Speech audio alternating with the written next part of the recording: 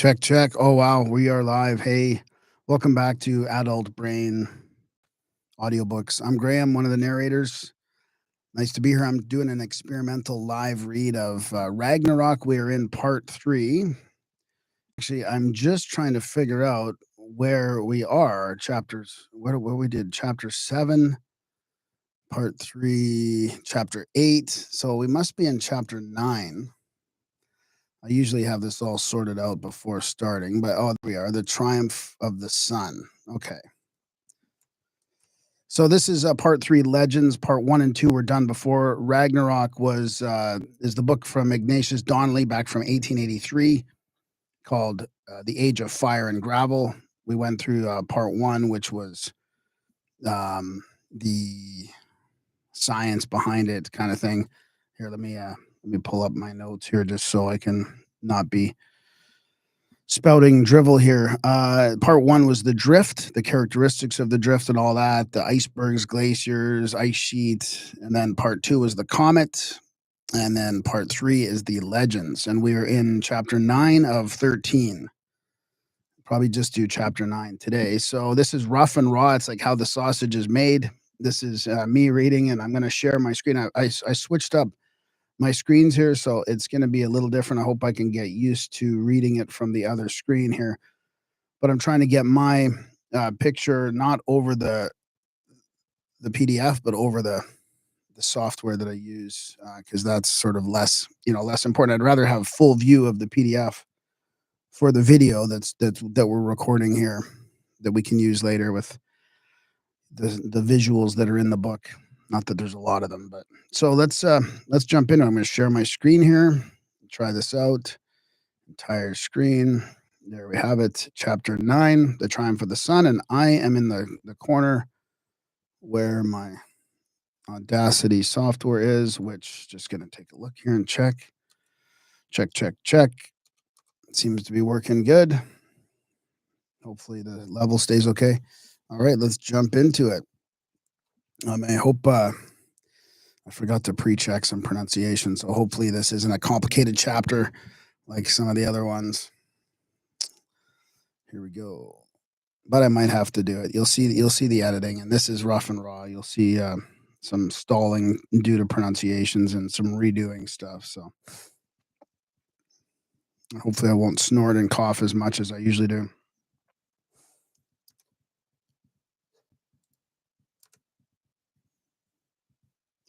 Chapter 9, The Triumph of the Sun. A great solar myth underlies all the ancient mythologies. It commemorates the death and resurrection of the sun.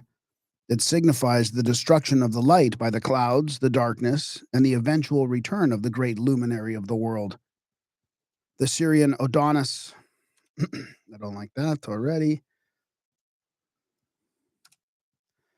Adonis was resurrected on March 25th. My sobriety date from a few days ago. Check.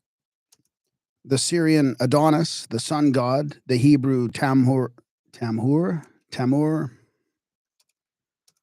The Syrian Adonis, the sun god, the Hebrew Tamur, and the Assyrian Duzu all suffered a sudden and violent death, disappeared for a time from the sight of men, and were at last raised from the dead. The myth is the primeval form of the resurrection. All through the Gothic legends runs this thought: the battle of the light with the darkness, the temporary death of the light, and its final triumph over the grave. Sometimes we have but a fragment of the story. In the Saxon Beowulf, we have Grendel, a terrible monster who comes to the palace hall at midnight and drags out the sleepers and sucks their blood. Beowulf assails him. A ghastly struggle follows in the darkness. Grendel is killed, but his fearful mother, the devil's dam, comes to avenge his death. She attacks Beowulf and is slain. There comes a third dragon, which Beowulf kills, but is stifled with the breath of the monster and dies, rejoicing, however, that the dragon has brought with him a great treasure of gold, which will make his people rich.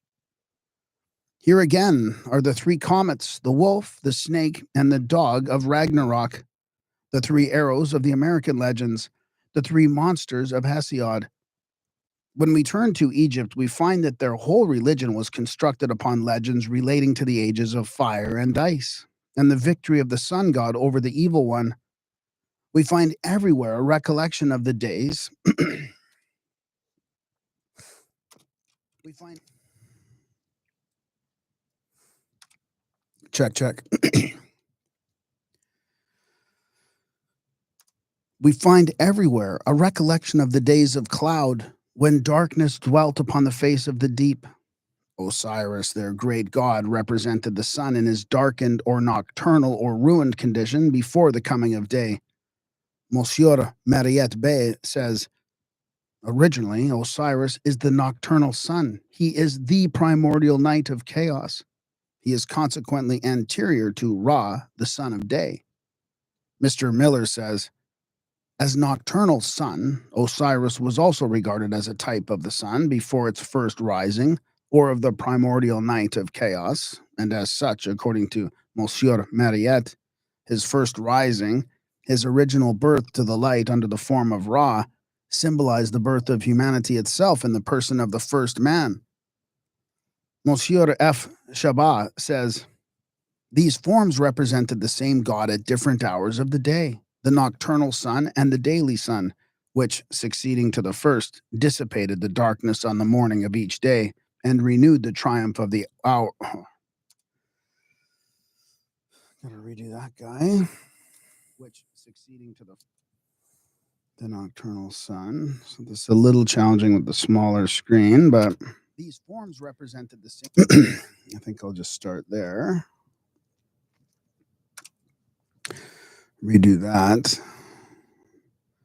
I'd almost like to increase the size of my PDF, but maybe I'll try that. It's kind of half a dozen of one and six of the other because it's easier to read more, but it's smaller font. So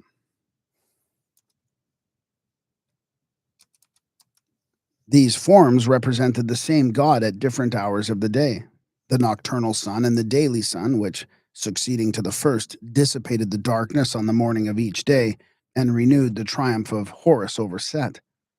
That is to say, the cosmical victory which determined the first rising of the sun, the organization of the universe at the commencement of time. Ra is the god who, after having marked the commencement of time, continues each day to govern his work. He succeeds to a primordial form, Osiris, the nocturnal sun, or better, the sun before its first rising. The suffering and death of Osiris, says Sir G. Wilkinson, were the great mystery of the Egyptian religion, and some traces of it are perceptible among the other people of antiquity.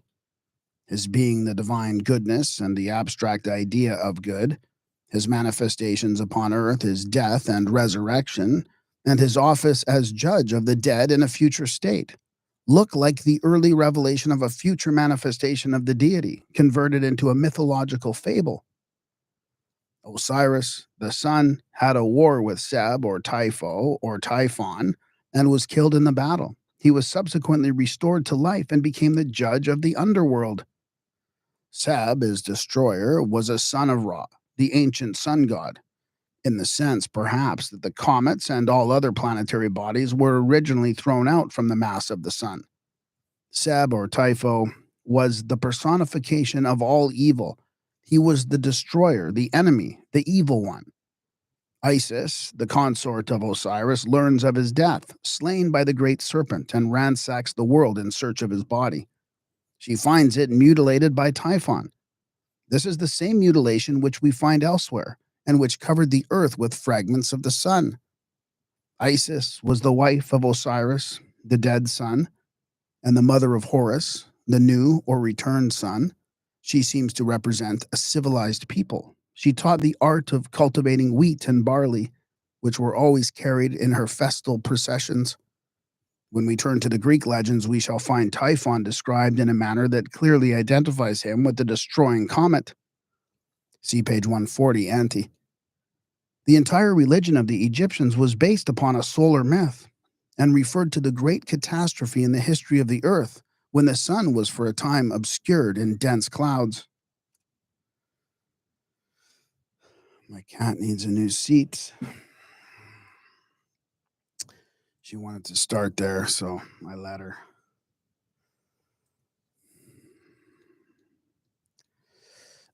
Check. Speaking of the legend of the dying sun god, Reverend O.D. Miller says, the wide prevalence of this legend and its extreme... Let me start that again. Check. The wide prevalence of this legend and its extreme antiquity are facts familiar to all Orientalists. There was the Egyptian Osiris, the Syrian Adonis, the Hebrew Temur, the Assyrian Duzu, all regarded as solar deities, yet as having lived a mortal life, suffered a violent death, being subsequently raised from the dead.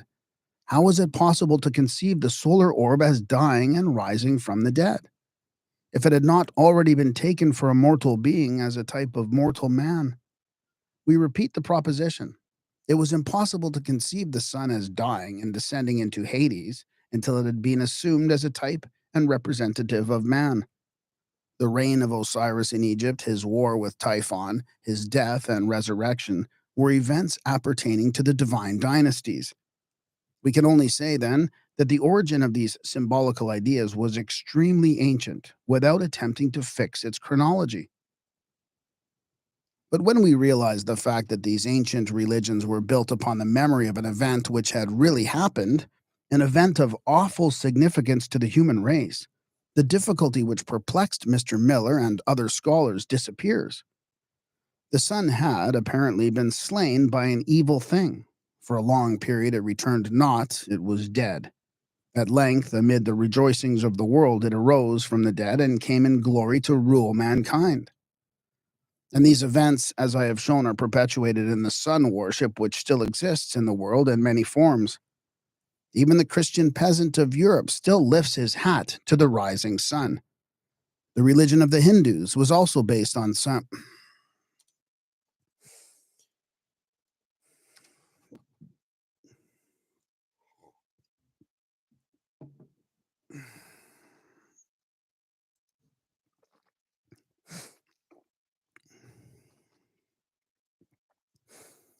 Check. The religion of the Hindus was also based on the same great cosmical event. Indra was the great god, the sun. He has a long and dreadful contest with Vritra. The religion of the Hindus was also based on the same great cosmical event. Indra was the great god, the sun. He has a long and dreadful contest with Vritra, the throttling snake.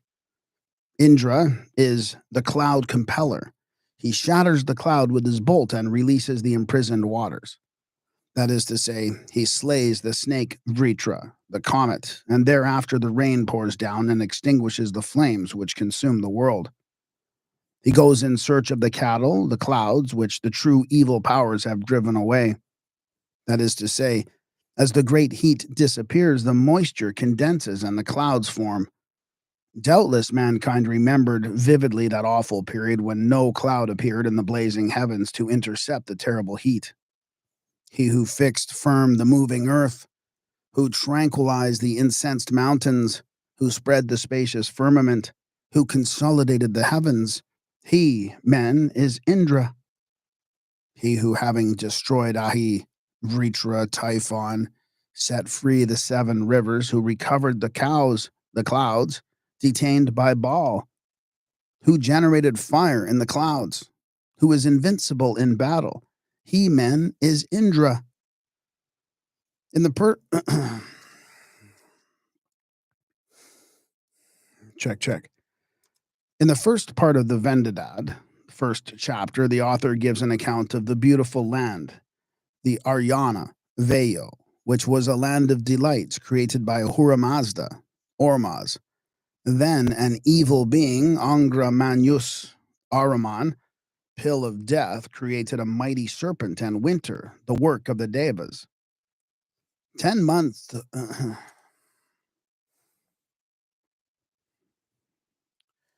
Check. Uh-oh. I hit 2 buttons at once there. And winter, the work of the Devas. That's a problem sometimes. I do it too quick. 10 months of winter are there and 2 months of summer. Then follows this statement: 7 months of summer are there, 5 months of winter were there. The latter are cold as to water, cold as to earth, cold as to trees. There is the heart of winter. Then all around falls deep snow. There is the worst of evils. This signifies that once the people dwelled in a fair and pleasant land, the evil one sent a mighty serpent. The serpent brought a great winter. There were but 2 months of summer. Gradually, this ameliorated until the winter was 5 months long and the summer 7 months long. The climate is still severe, cold, and wet. Deep snows fell everywhere. It is an evil time. The demonology of the Hindus turns on the battles between the Asuras, the irrational demons of the air, the comets, and the gods. They dwell beneath the three-pronged root of the world mountain, occupying the nadir, while their great enemy Indra, the sun, the highest Buddhist god, sits upon the pinnacle of the mountain in the zenith. The Meru, which stands between the earth and the heavens, around which the heavenly bodies revolve, is the battlefield of the Asuras and the Devas. That is to say, the land Meru, the same on the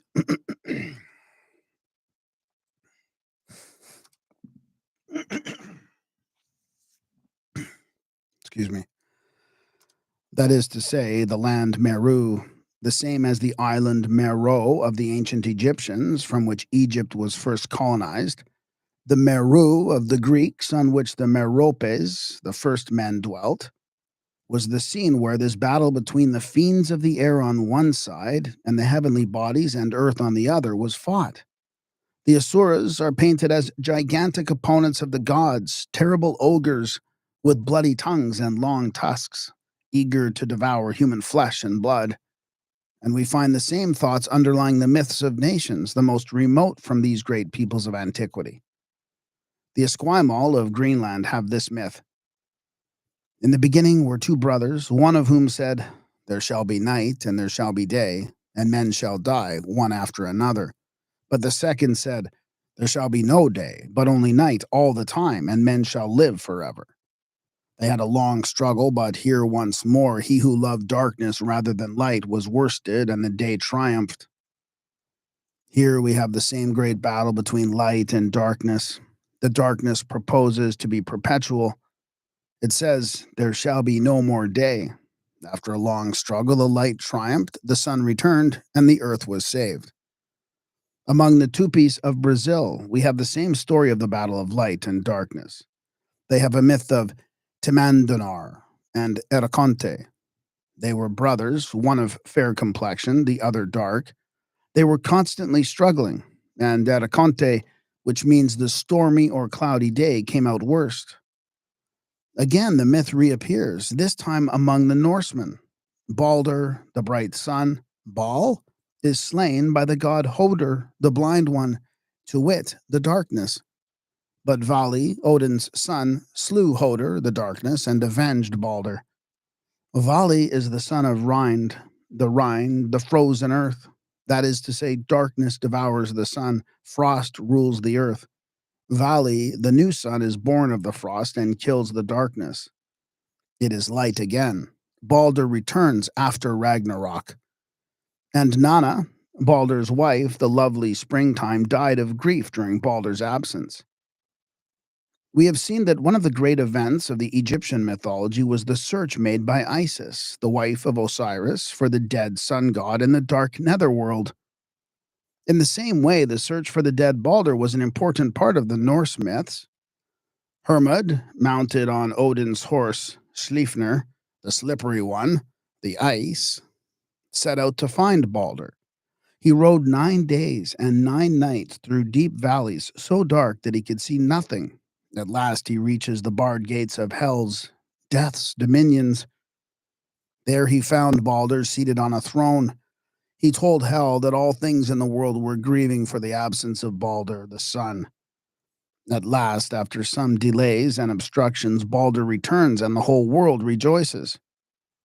And what more is needed to prove the original unity of the human race and the vast antiquity of these legends than the fact that we find the same story and almost the same names occurring among the white-haired races of Arctic Europe, and the dark-skinned people of Egypt, Phoenicia, and India.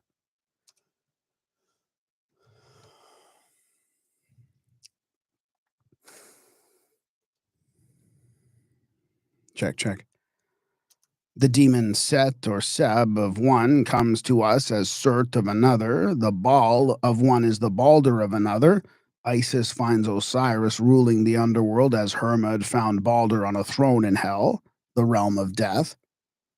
The celebration of the May Day with its ceremonies, the May Pole, its May Queen, etc., is the survival of the primeval Thanksgiving, with which afflicted mankind welcome the return of the sun from his long sleep of death. In Norway, during the Middle Ages, the whole scene was represented in these May Day festivals.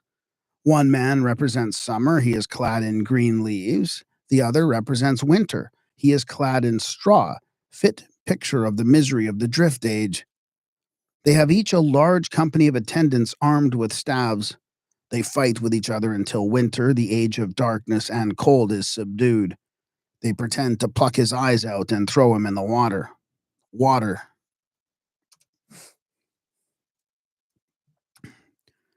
Winter is slain. Here we have the victory of Osiris over Seb, of Adonis over Typhon, of Balder over Hoder, of Indra over Vritra, of Timandonner over Araconte, brought down to almost our own time. To a late period in England, the rejoicing over the great event survived.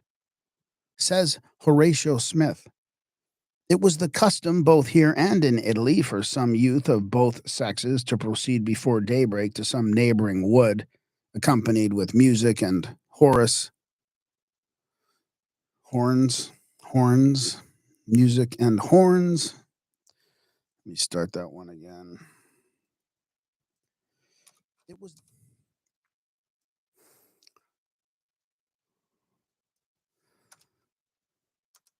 It was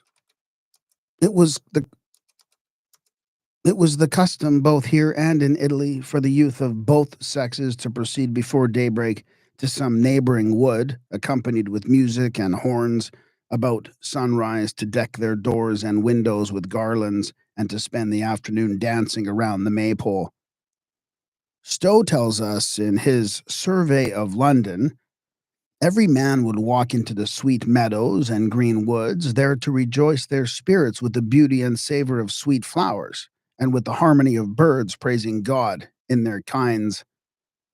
Stubbs, a Puritan of Queen Elizabeth's days, describing the May Day feasts, says, "And then they fall to banquet and feast, to leap and dance about it, the maypole, as the heathen people did at the dedication of their idols, whereof this is a perfect picture, or rather the thing itself."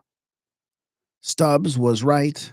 The people of England in the year 1550 AD and for years afterward were celebrating the end of the drift age, the disappearance of the darkness, and the victory of the sun. The myth of Hercules recovering his cows from Caucasus is the same story told in another form. A strange monster, Caucasus, the comet, stole the cows of Hercules, the clouds, and dragged them backward by their tails into a cave, and vomited smoke and flame when Hercules attacked him. But Hercules killed Caucasus with his unerring arrows and released the cows. This signifies that the comet, breathing fire and smoke, so rarefied the air that the clouds disappeared, and there followed an age of awful heat. Hercules smites the monster with his lightnings, and electrical phenomena on a vast scale accompany the recondensation.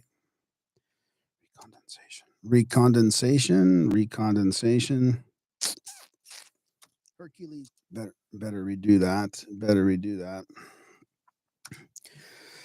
Check. Hercules smites the monster with his lightnings, and electrical phenomena on a vast scale accompany the recondensation of the moisture and the return of the clouds. Caucasus is the same as Vritra in Sanskrit, Azidahaka, Azidahaka. Something's wrong here.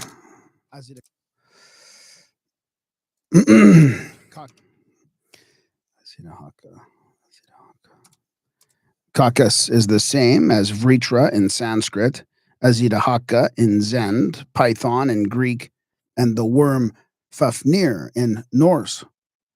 The cows everywhere are the clouds. They are white and soft. They move in herds across the fields of heaven. They give down their milk in grateful rains and showers to refresh the thirsty earth. We find the same event narrated in the folklore of the modern European nations. Says the Russian fairy tale, once there was an old couple who had 3 sons. Here we have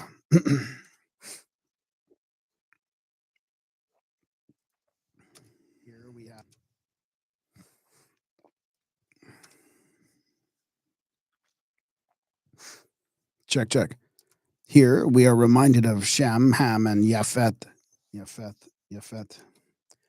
Here we are reminded of Shem, Ham, and Japhet, of Zeus, Pluto, and Neptune, of Brahma, Vishnu, and Siva, of the 3-pronged trident of Poseidon, of the 3 roots of the tree Yggdrasil. 2 of them, continues the legend, had their wits about them, but the third, Ivan, was a simpleton.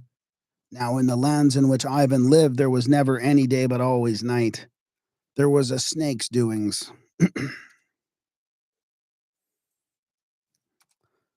This was a snake's doings. Well, Ivan undertook to kill the snake. This is the same old serpent, the dragon, the apostate, the Leviathan.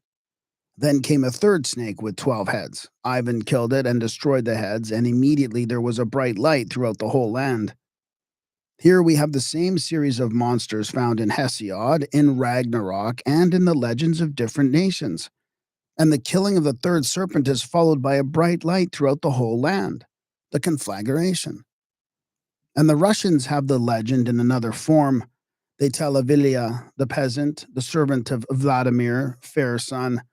He meets the brigand Solovey, a monster, a gigantic bird called the nightingale. His claws extend for 7 versts over the country. Like the dragon of Hesiod, he was full of sounds. He roared like a wild beast, howled like a dog, and whistled like a nightingale. Ilya hits him with an arrow in the right eye, and he tumbles headlong from his lofty nest to the earth. The wife of the monster follows Ilya, who has attached him to his saddle and is dragging him away. She offers cupfuls of gold, silver, and pearls, an allusion probably to the precious metals and stones which were said to have fallen from the heavens. The son, Vladimir, welcomes Ilya and requests the monster to howl, roar, and whistle for his entertainment. He contemptuously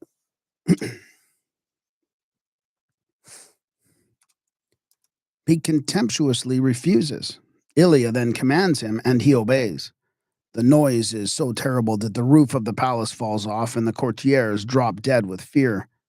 Ilya, indignant at such an uproar, cuts up the monster into little pieces, which he scatters over the fields, the drift. Subsequently, Ilya hides away in a cave, unfed by Vladimir, that is to say, without the light of the sun. All right. Well, first super chat. Thank you, Barnaby.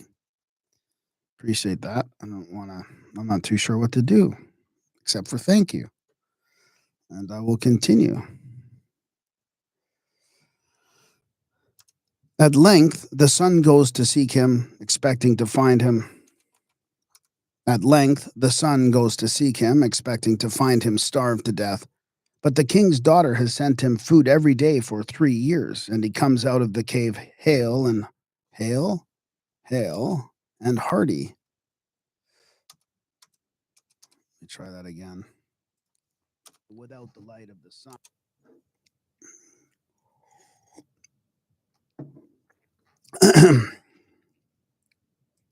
Excuse me. At length, the son goes to seek him. At length, the son goes to seek him, expecting to find him starved to death. But the king's daughter has sent him food every day for 3 years, and he comes out of the cave hale and hearty, and ready to fight again for Vladimir, the fair son. These 3 years are the 3 years of the Fimbul winter of the Norse legends. I have already quoted, see Chapter 8, Part 3, page 216, The Legends of the Central American Race, the quiches, preserved in the Popol Vuh, their sacred book in which they describe the age of darkness and cold. I quote again from the same work, a graphic and wonderful picture of the return of the sun. They determined to leave Tulan, and the greater part of them, under the guardianship and director of Tohil, set out.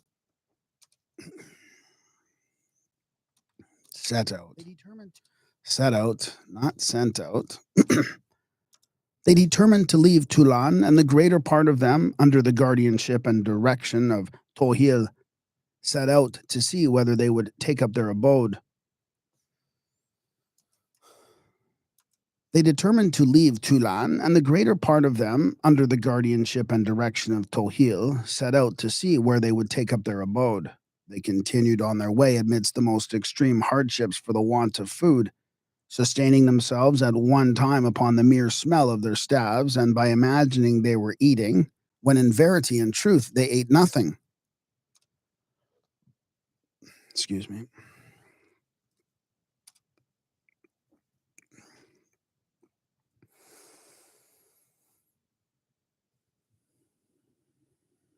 Check. Their heart, indeed, it is again and again said, was almost broken by affliction. Poor wanderers, they had a cruel way to go, many forests to pierce, many stern mountains to overpass, and a long passage to make through the sea, along the shingle and pebbles and drifted sand, the sea being, however, parted for their passage. At last they came to a mountain that they named Hakavits, after one of their gods, and here they rested. For here they were by some means given to understand that they should see the sun. Then indeed was filled with an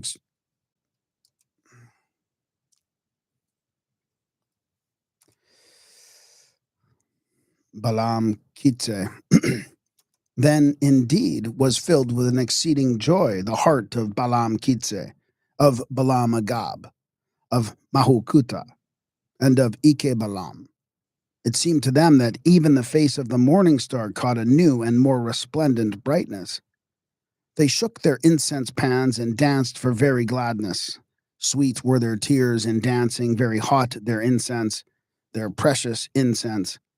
At last the sun commenced to advance. The animals, small and great, were full of delight. They raised themselves to the surface of the water. They fluttered in the ravines. They gathered at the edge of the mountains, turning their heads together toward that part from which the sun came. And the lion and the tiger roared. And the first bird that sang was that called the Keletsu.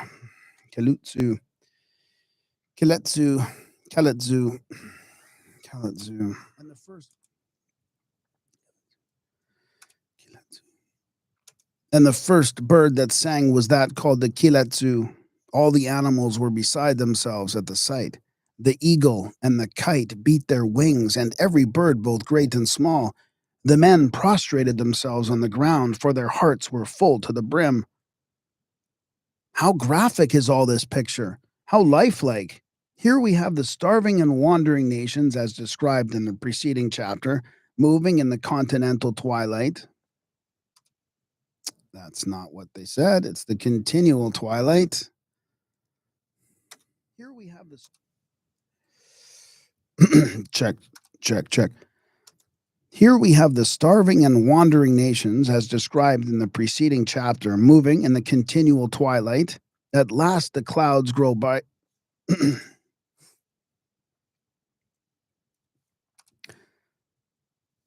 What's my record level at? 44. Okay, here we go. I'll move it up while I can. At last the clouds grow brighter, the sun appears, all nature rejoices in the unwanted sight, and mankind fling themselves upon their faces like the rude and savage man of Ind, kissing the ground with obedient breast. I should redo that. All nature rejoices. All nature rejoices. The rude and I didn't leave a lot of gaps there. Good thing it's a colon. All nature rejoices in the unwanted sight, and mankind fling themselves upon their faces like the rude and savage man of Ind, kissing the base ground with obedient breast at the first coming of the glorious day. But the clouds still are mighty, rains and storms and fogs battle with the warmth and light. The Popol Vuh continues, and the sun and the moon and the stars were now all established. That is, they now become visible, moving in their orbits. Yet was not the sun then in the beginning the same as now? The heat vaunted force, and he was but as a reflection in a mirror. Verily, say the historians, not all the same sun as that of today. Nevertheless, he dried up and warmed the surface of the earth, and let's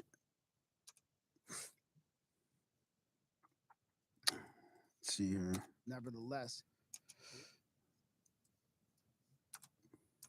Nevertheless, he dried up and warmed the surface of the earth, and answered many good ends. Could all this have been invented? This people could not themselves have. Check. This people could not themselves have explained the meaning of their myth, and yet it dovetails into every fact revealed by our latest science as to the drift age. And then the Popol Vuh tells us the sun petrified their gods. In other words, the worship of lions, tigers, and snakes, represented by stone idols, gave way before the worship of the great luminary, whose steadily increasing beams were filled. Oh boy. That was a long one. The worship. Yeah, I went too far on that. And then the. Got to be careful and slow down a bit. And then the Popol Vuh tells us the sun petrified their gods. In other words, the worship of lions, tigers, and snakes, represented by stone idols, gave way before the worship of the great luminary, whose steadily increasing beams were filling the world with joy and light. And then the people sang a hymn, the song called Kamuku, one of the oldest of human compositions in memory of the millions who had perished in the mighty cataclysm. We see, they sang, alas, we ruined ourselves in Tulan. There we lost many of our there lost we. There lost we. There we lost. There lost we many of our kith and kin. They still remain there, left behind. We indeed have seen the sun, but they, now that his golden light begins to appear, where are they? That is to say, we rejoice, but the mighty dead will never rejoice more.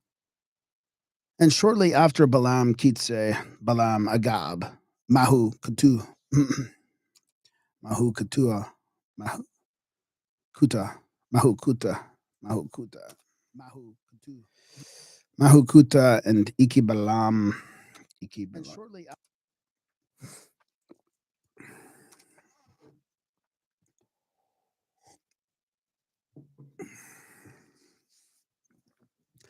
check.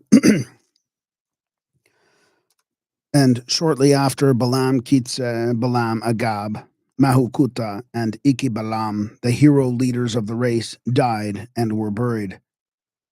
This battle between the sun and the comet graduated, as I have shown, into a contest between light and darkness. And by a natural transition, this became in time the unending struggle between the forces of good and the powers of evil. Between good,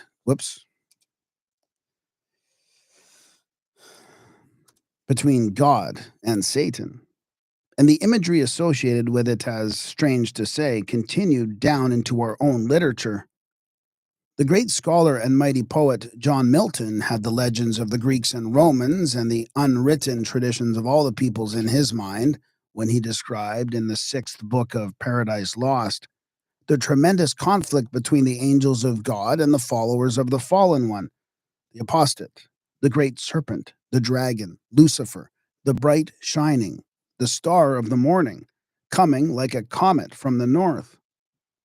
Milton did not intend such a comparison, but he could not tell the story without his overfull mind recurring to the imagery of the past. Hence, we read the following description of the comet, of that thundercloud of nations, wrecking earth and darkening heaven. Milton tells us that when God's troops went forth to the battle, at last, far in the horizon, to the north appeared, from skirt to skirt, a fiery region stretched in battalions. Battalis? Battalis. Battalis. In battalions.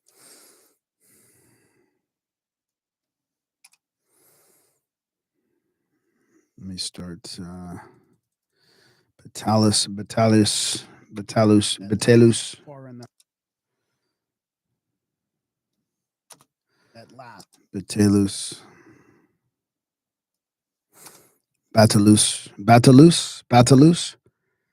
At last, far in the horizon, to the north appeared, from skirt to skirt, a fiery region stretched in Batalus aspect. At last, far in the horizon, to the north appeared, from skirt to skirt, a fiery region stretched in Batalus aspect, and nearer view bristled with upright beams innumerable, of rigid spears and helmets thronged and shields, various with boastful arguments portrayed, the banded powers of Satan, hasting on with furious expedition. High in the midst, exalted as a god, the apostate in his sun-bright chariot sat, idol of majesty divine, enclosed with flaming cherubim and golden shields.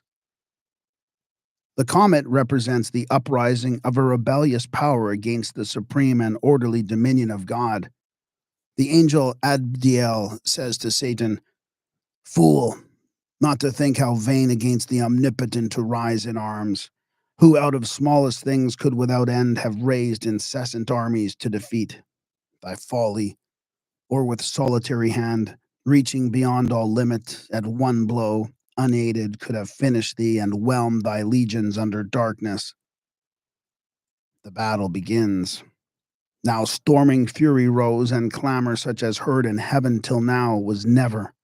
Arms on armor clashing braid, horrible discord, and the maddening wheels of brazen chariots raged. Dire was the noise of conflict. Overhead the dismal hiss of firing darts.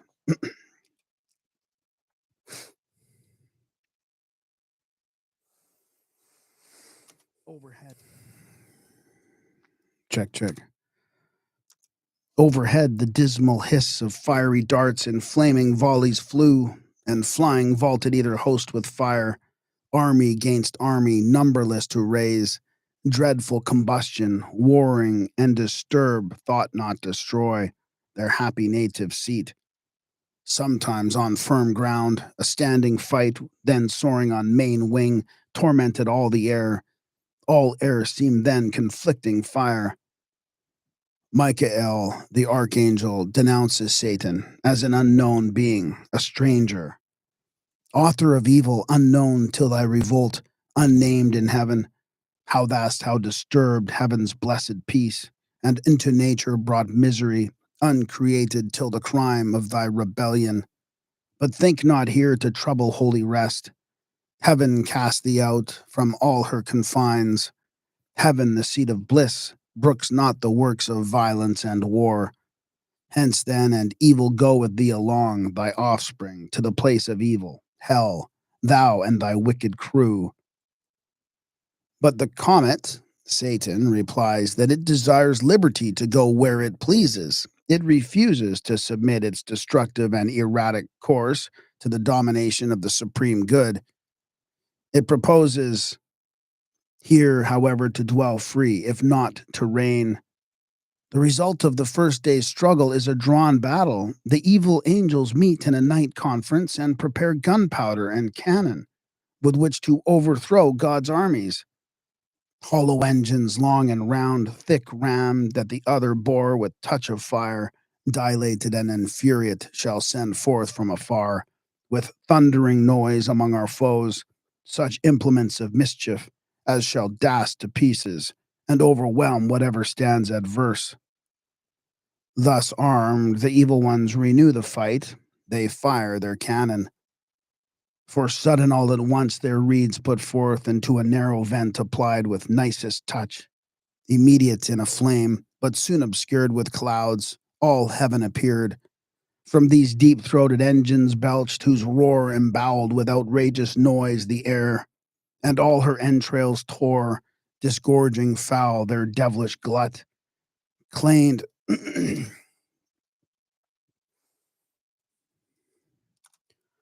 chain thunderbolts and hail of iron globes. The angels of God were at first overwhelmed by the shower of missiles. The angels of God were at first.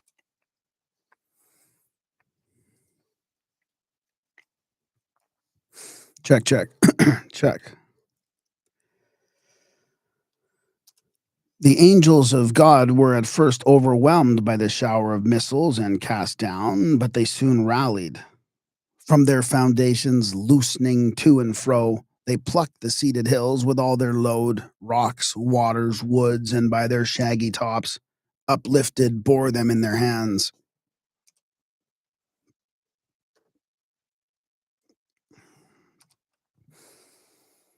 The rebels seized the hills also. So hills amid the air encountered hills, hurled to and fro with jaculation dire, and now all heaven had gone to rack with ruin overspread. Had not the Almighty sent out his Son, the Messiah, to help his sorely struggling angels, the evil ones are overthrown, overwhelmed, driven to the edge of heaven. The monstrous sight struck them with horror backward, but far worse urged them behind. Headlong themselves they threw down from the verge of heaven. Eternal wrath burnt after them to the bottomless pit. 9 days they fell. Confounded chaos roared and felt tenfold confusion in their fall. Through his wide anarchy, so huge a rout encumbered him with ruin. Thus, down into our own times, and literature has penetrated a vivid picture of this world-old battle. We see, as in the legends, the temporary triumph of the dragon. We see the imperiled sun obscured. We see the flying rocks filling the appalled air.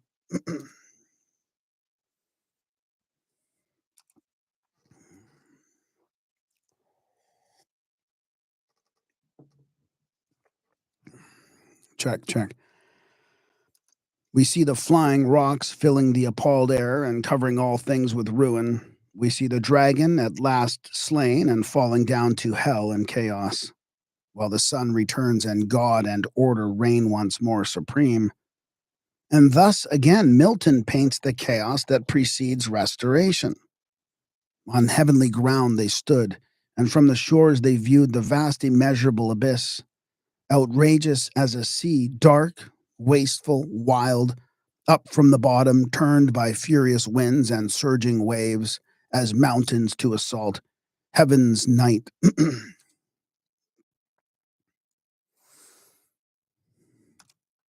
Heaven's height, and with the center mix the poles. But order, peace, love, and goodness follows this dark.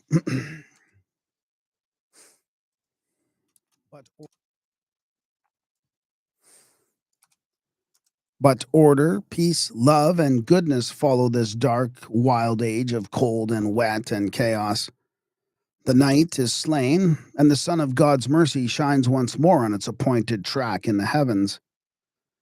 But never again, they feel, shall the world go back to the completely glorious conditions of the tertiary age, the golden age of the Eden land. The comet has brought death into the world and all our woe. Mankind has sustained its great, its irreparable fall. This is the event that lies with mighty meanings at the base of all our theologies.